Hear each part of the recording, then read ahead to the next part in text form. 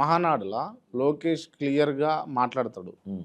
గొడ్డలి గురించి మాట్లాడుతూ ఉంటాడు. ఏం గుడ్డలు? నేను ఇన్లే. గొడ్డలి గొడ్డలి గొడ్డలి. గొడ్డలి బాబాయి గొడ్డలి అని మాట్లాడతాడు. నేను క్లియర్గా ఒక మాట్లాడదా మంత్రి హోదాలో ఉన్న వ్యక్తి కోర్టు పరిధి సిబిఐ కేసుల్లో ఉన్న పరిస్థితుల్లో ఆ కేసు నిమిత్తము ఒక పార్టీకి ఆపాదించి గొడ్డలి అని అనటం అనేది ఎంతవరకు కరెక్ట్ అనేది అతని మనసుకే వదిలేస్తున్నా. సైకో జగన్ అని కూడా అన్నాడు.